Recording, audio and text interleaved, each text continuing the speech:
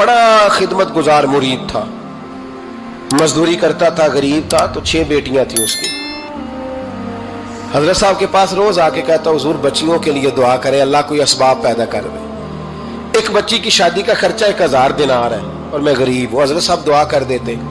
खानका शरीफ के थोड़े ही फासले पर, हजरत जहां बैठ के मुरीदों की तरबियत करते थे, उससे थोड़ा ही फासले पर ना एक ईसाई रहता था, बड़ा मालदार था, बड़ी सारे ऊंट, गायें, भेड़, बकरियां रखी हुई थी और हजरत शरफुद्दीन रहमतुल्लाह अलैह की बड़ी मुखालफत करता था। और ये जो आपका गरीब मुरीद था, ये उसका पड़ोसी था। एक दिन बुला के ना उनको कहने लगा कि तू किधर जाके जो है वो टकरे मार रहा है, वहां से कुछ नहीं मिलने वाला। वो तुझे क्या देंगे जिनकी खानका खुद चंदे पे चलती है, मदरसा चंदे पे चलता है, मस्जिद चंदे पे चलती है, तेरी बेटी का मामला कहां हल होगा? तो उस दरवेश ने कहा कि तू मेरे पीर को नहीं जानता, तू अजय मेरा महबूब नहीं डिठा, तो पता नहीं ना, तू इस रास्ते का मुसाफिर नहीं, तू नहीं जानता।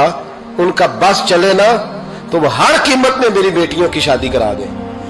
अब वो ईसाई था, कहने लगा अच्छा चलो ठीक है, अगर इतनी बात है ना तो जाओ उनसे जाके कह दो कि 6 साल के लिए मेरे साथ मुआहदा कर लें, तो मेरे जानवरों को चारा डाल दिया करे, 6 साल ड्यूटी करे, मैं 6000 दिनार दे देता हूं। वो मेरे साथ 6 साल मेरे जानवरों को चारा डाले, रखते हैं ना आप चारा डालने के लिए एडवांस पैसे दे के। अब तो लोग उन्हें भी गुलाम ही बना लेते हैं, बड़ी थोड़ी तनख्वाह देते हैं, जुल्म करते हैं, पूरा मुआवजा नहीं देते। हजरत शेख शरफुद्दीन के बारे में वो कहने लगा, जब अपने पीर से जाके कह के मेरे जानवरों को 6 साल चारा डाले, मैं 6000 दे देता हूं, तू जो कहता है हर कीमत पे जाने को तैयार है। उसने जब ये बात की तो मुरीद ने नाराज हो गया, वो लड़ाई हो गई, गिरबान पकड़ लिया, झगड़ा हुआ, बात बड़ी दूर गई। इस तरह की बात करता मेरे हजरत के बारे में, तेरे जैसे कई मैं वहां काम पे रखा दूं। जब वो बड़ी बहस हुई, बात मोहल्ले में, इलाके में फैल गई, दुनिया ने सुन ली, तो शेख शरफुद्दीन तक भी पहुंच गई। इस तरह झगड़ा हुआ है। लोग सो गए इशा की नमाज के बाद। हजरत साहब ने ना सर पे कपड़ा लिया, उस ईसाई के दरवाजे पे दस्तक दी, वो बाहर आया, फरमाने लगे लोग तो सोच समझ के मुलाजम रखते हैं, तूने भी तो सोच ही लिया होगा, तभी तो मुझे ऑफर की है। तू अपनी ऑफर पे कायम है? वाकई मुझे रख लेगा और 6000 दिनार दे देगा? कहने लगा जा बाबा काम कर अपना। फरमाया नहीं, तूने इतने लोगों में बात की, इतनी बहस हुई, तो कायम है? कहने लगा मैं तो कायम हूं, पर आपने नहीं कायम रहना। फरमाया मैं सोच समझ के आया हूं। उसने कहा आप ड्यूटी करेंगे, भैंसों को चारा डालेंगे? फरमाया एक शर्त, बस जब अजान हो जाए ना तो मुझे रब की नमाज पढ़ने की इजाजत दे देना, बाकी सुबह शाम जो तू कहेगा। अगर उस गरीब की बेटियां ब्याही जाए तो मुझे और क्या चाहिए? उसकी 6 बेटियों का बोझ है उसके सर पे, तू मुझे रख ले। अल्लाह अकबर। वो कहने लगा चले पे मेरे साथ खते बंदगी कर ले। आजकल हम स्टाम्प करते हैं, उस जमाने में खते बंदगी होता था, गुलामी का खत, काजी शहर के पास, यानी उसका ख्याल था कि चलो स्टाम्प की बात करूंगा तो भाग जाएंगे। फरमाया चल मैं तैयार हूं। काजी तक गए, तय हो गया, 6000 दिनार दे दिए।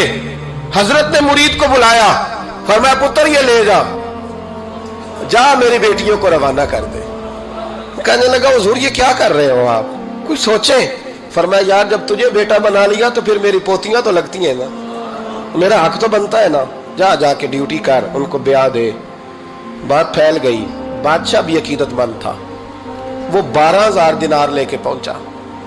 क्या बताऊं इन रब के बंदों का दिल कैसा होता है, क्या दर्द होता है, क्या रंग। 12000 दिनार लेके बादशाह आया और आके हजरत को पेश किए, का हुजूर आप दें इस ईसाई को डबल दें और जाए काम करें। आप फरमाने लगे तू पैसे दे, शर्तें ना लगा, मेरा जहां दिल करेगा मैं खर्च करूंगा, मुझे तो मजा ही अब आने लगा है, अभी तो लुत्फ आ रहा है, अभी तो जायका आया है कुछ करने का, पैसे देने हैं तो दे, पाबंदी ना लगा, जहां मेरा दिल करेगा मैं। उसने कहा हुजूर ठीक है रख ले। हजरत ने फजर मस्जिद में पढ़ी, जेब में 12000 दिनार थे, ऐलान फरमाया भी किसी और की बेटी भी बैठी है तो पैसे मेरे पास है। वो 12000 दिनार भी बांट दिया और 12000 दिनार बांट के ना तो फिर चले गए खेत में चारा काटने। उस ईसाई को किसी ने बतलाया कि उनके पास तो 12000 आया है, पर तुझसे जान नहीं छुड़ाई उन्होंने। वादा ये हुआ था कि 6 देंगे तो जाएंगे, जब तक देंगे नहीं तेरे घर में काम करेंगे। वो ना चारा काट रहे थे, हजरत साहब तो वहां पहुंच गया, दूर जाके खड़ा हो गया, कहने लगा बाबा पहले तो मैंने मुसलमानों के इखलाक सुने थे, اب تو میں نے دیکھ بھی لیے. پر یہ بتا جب 12,000 آیا تھا جان کیوں نہیں چھڑائی؟ تو حضرت چارہ کاٹتے کاٹتے رو پڑے. فرمانے لگے تو نہیں نہ جانتا یہ بیٹیاں سانجھی ہوتی ہیں. پتہ نہیں نا میرے رسول پاک نے تو حاتم تائی کی بیٹی کے سر پہ کپڑا رکھ کے کہا تھا بیٹیاں برابر ہوتی ہیں. تو یہ نہیں پتا جب اس کی 6 بیٹیوں کی شادی ہوئی ہے میرے اندر روحانیت کتنی بڑی ہے. فرمایا پھر 12,000 آیا ہے تو 2-4 بچیاں پھر گئی ہیں. تو یہ نہیں پتا میں اندر سے راضی کتنا ہوں. میں تیری نوکری کرتا رہوں گا. پتہ نہیں اللہ کتنی بیٹیوں کو بیاہ دے گا. اتنا رویا وہ عیسائی کے پیروں میں بیٹھ گیا. کہنے لگا بابا میں نے تیری مخالفت کی ہے پر تیرے قریب آ کے پتہ چلا ہے کہ تو بہت اونچے اخلاق کا مالک ہے. اور اگر تیرا یہ مقام ہے تو تجھے اخلاق سکھانے والے محمد عربی کی شان کتنی ہوگی. ظالم کی بولیے جاتے نہیں لوگ جھوٹے گواہ بن کے. وکیل صاحب کو نہیں پتا ہوتا کہ یہ بندہ مجرم ہے جو میرے پاس آیا. کیا مجرموں کے وکیل نہیں ہوتے؟ بولے تو اس کو پتہ نہیں ہوتا وکیل صاحب کو کہ یہ صاحب مجرم ہے میرے پاس مقدمہ لے کے آئے. اور اگر بے ادبی نہ ہو جائے تو میرا خیال ہے قاضی عدالت کو بھی پتہ ہوتا ہے کہ مجرم کون ہے اور مظلوم. میرے نبی پاک صلی اللہ علیہ وسلم نے اس قدر زیادہ سختی فرمائی اس مسئلے میں. فرمایا جس کو پتا تھا کہ فلاں آدمی ظالم ہے ظلم کر رہا پھر وہ ظالم کا گواہ بنا یا اس نے ظالم کی مدد کی. کتنی کی؟ شارحین لکھتے ہیں چاہے اس نے ایک جملہ بول کے کی چاہے ایک سارے بولیے چاہے ایک غریب کو اس نے ظلم کیا تو کہتے ہیں علاج یہ سی. چاہے ایک جملہ بول کے کی. شارحین اس حدیث کی شرح میں لکھتے ہیں ایک جملہ بول کے چاہے مدد کی. جس بندے نے کسی ظالم کی مدد کی کسی مقدمے میں یا کسی صورت میں اور اسے پتا تھا یہ ظالم ہے میرے نبی پاک صلی اللہ تعالی علیہ وسلم فرماتے ہیں اگر اس نے مدد کی ابھی ظالم کی بات نہیں ہو رہی ظالم کے مددگار کی بات ہو رہی. اگر کسی نے ظالم کی مدد کی تو حضور فرماتے ہیں خدا بھی اس سے بری ذمہ ہے رسول بھی اس سے بری ذمہ ہے. سنبھال کے رکھے اپنی نمازیں قربانیاں حج زکوٰۃ سنبھال کے رکھے. اگر ظالموں کا مددگار ہے الیکشن آ لینے دے آپ کو نظر آ جائے گا کون کون ظالموں کا مددگار ہے. نظر آ جائے گا. اپنی جیب سے لوگ پیسے دے کے ظالموں کی مدد کریں گے.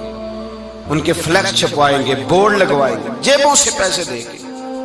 ہم نے خود آگ لگائی ہے چمن میں اپنے بے سبب گردشی ایام کو الزام نہ دو.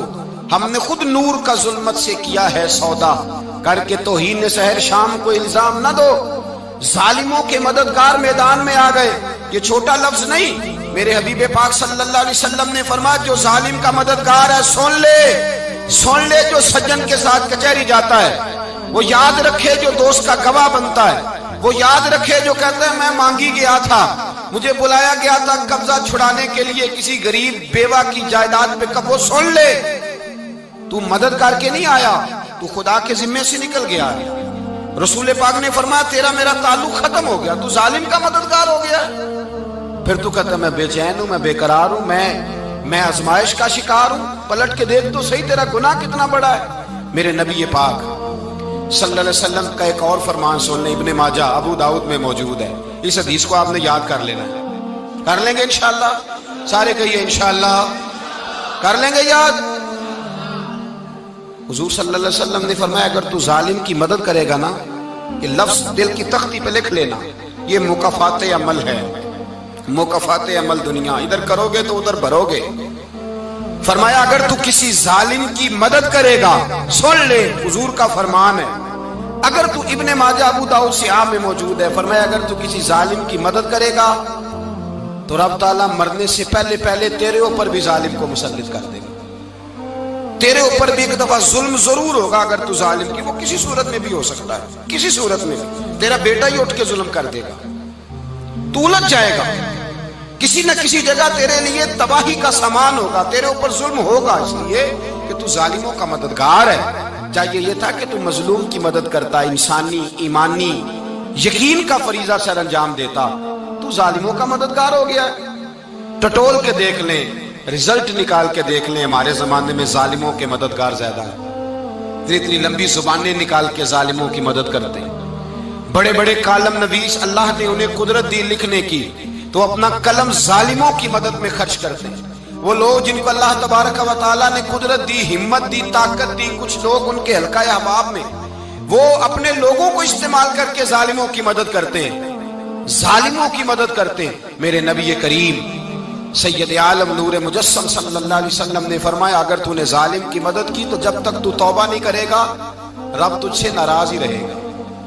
اللہ تجھ سے، او بھائی جس سے رب بھی ناراض ہو گیا، نہ کھانا نہ پینا نہ سونا نہ جاگنا نہ نیند، پھر تیری ہر چیز تیرے لیے آزمائش ہو جائے گی، پھر تیرا سایہ بھی تیرے لیے خوف کا سامان بنے گا، پھر زندگی جیتی جاگتی لاش بن جائے گی، تو اپنے کندھوں پر اپنی میت اٹھائے پھرے گا جب تو ظالم کا مددگار ہوگا۔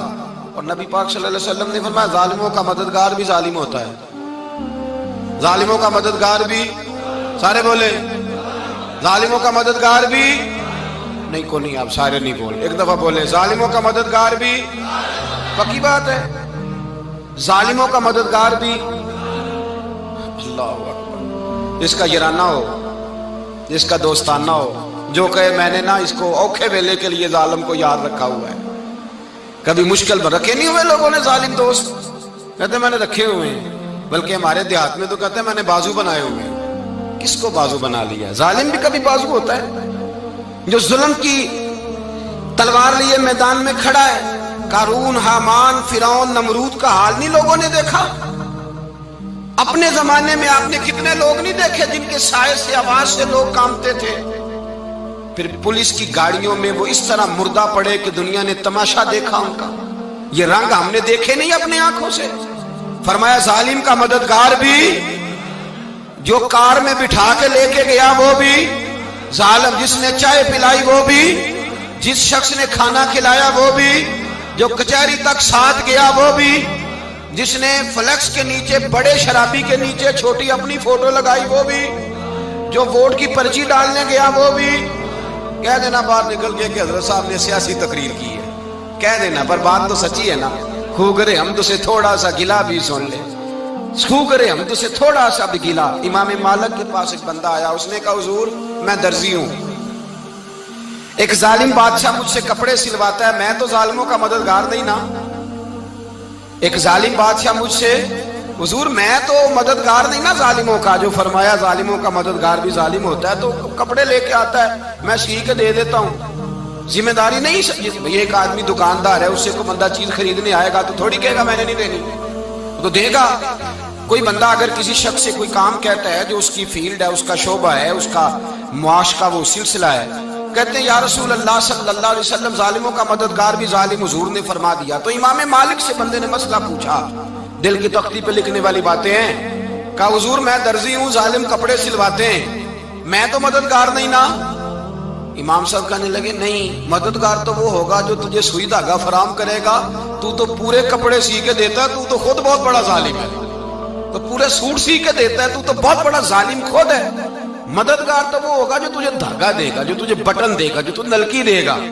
جو ظالم سے اتنی نفرت، ظلم کر کے بندہ ہے، یہاں تو ہمارے زمانے میں ہیرو بن جاتے ہیں لوگ، ظالم ہیرو ہے، لوگ اس سے ڈرتے پھرتے ہیں، گھومتے پھرتے ہیں، اور بہت سارے کم مزاج لوگ اس کے پیچھے ہاتھ باندھ کے پھرتے ہیں۔ ظالموں کی مدد کرنا، ظالموں کے ساتھ رہنا، یہ ظلم ہے، ظلم، یہ زیادتی ہے۔ میرے نبی پاک صلی اللہ تعالی علیہ وآلہ وسلم نے ارشاد فرمایا یاد رکھو، رب فرماتا ہے میں مظلوم کی مدد ضرور کروں گا، چاہے جلدی کروں چاہے دیر سے کروں۔